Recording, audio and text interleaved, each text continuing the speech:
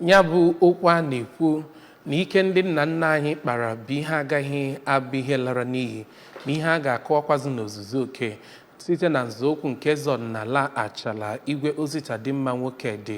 ịhụ na aha igwe Joseph Nwokedi lagoro mmụọ bụ nke dị ọkpụ site n'ịmalite ọgbakọ nkụzi akpọrọ lecture series na nkwenye ugwu ya bụ nwoke lagoro mmụọ. Ya bụ ọgbakọ nkụzi lecture series bụ nke malitere n'afọ 2022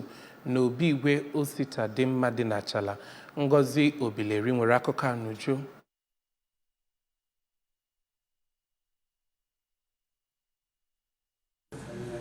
Ya bụ mmemme nkụzi bụ nke osote aka na-achị Anambra steeti bụ Dr. Onyekachukwu Ibezim, onye isi ndị igwe ọdịnala gba gburugburu nọ na Anambra bụkwaziri igwe nke Ọnịcha bụ Obi Alfred Achebe bụ ndị bịara na ya ka ọ na-agwazi ndị Achala okwu bụ ndị gụnyere ụmụ nwoke, otu ụmụ nwanyị, ndị ntorobịa na ụmụ akwụkwọ ka Dr. Ibezim chetara ha na ọchịchị nọ ugbu a na Anambra nke gọvanọ Chukwuma Soludo nọ n'isi ya bụ nnọọ nke dị njikere inye ndị mmadụ ihe ha kwesịrị inwe wee na-ebi ezigbo ndụ nke ọ kọwara na ọ na-eme n'akụkụ dị iche iche. Dr. Ibezim, onye toziri igwe Nwokedi maka iwere ihe gbasara ahụike dịka isiokwu a ga-akọ maka ya na nkụzi enwere n'afọ a, kọwara na ọchịchị nọ ugbu a na-agbasi mbọ ike ịhụ na a na-enye ndị mmadụ ọnọdụ ahụike bụ ọkpọkọpị ka ọ ga-abụ n'oge na-adịghị anya ka onye ọbụla ghara inwezi ihe ọ ga-ekwu gbasara anaghị enweta nchekwa ahụike, dịka ọ kpọkwuru ndị nne nwaanyị na ụmụ agbọghọbịa ndị ya bụ obodo ka ha gee ntị nke ọma ma mụta ihe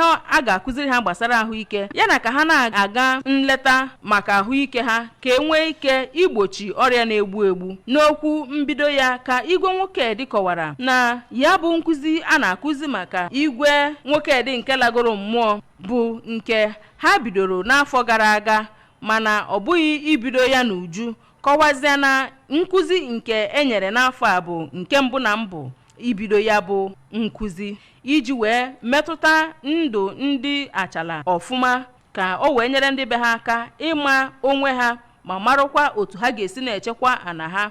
pụọ n'aka ndị na-ezu oshi ana n'ọdịnihu. Nkụzi ya na nkụzi nke mbụ nke isiokwu ya bụ ọrịa kansa dịka ọrịa na-egbu egbu yana ije nyocha n'oge ka onye na-ahụ maka ụmụ nwanyị bụ Dr. Emmanuel Nwokoye kọwara ọtụtụ ọrịa kansa dịgasịnụ ma kọwaa na ije nyocha n'oge wee bido ịchụ ya bụ nnọọ ihe ka mkpa, dozie ụmụ nwanyị ka ha jiri aka ha na-eleta onwe ha anya iji wee chọpụta n'oge mgbe ọbụla ha nwere ọkpụrụkpụ na mpaghara arụ ha ọbụla wee gbaa ọsọ gakwuru ụlọ ahụike ọbụla dị ha nso ka enwee ike chụọ ya ngwa ngwa. Na nkụzi nke ịbụa ka onye kọmishọna na-ahụ maka ala na Anambra steeti bụ ọkammụta Ofonze Amuche Azị dọrọ ndị Achala aka na ntị ka ha ghara itinye aka n'ire ala mmadụ ma dozie ha ka ha jisi ike jikọba ala ha nwere ọnụ dịka onyinye Chineke nyere ha ma dụọ onye ọbụla nwere ihe gbasara ala ka ọ gaa na ya bụ ministri na-ahụ maka ala debanye ala ya n'akwụkwọ ka e wee nwee ike gbochie ndị mmadụ itinye aka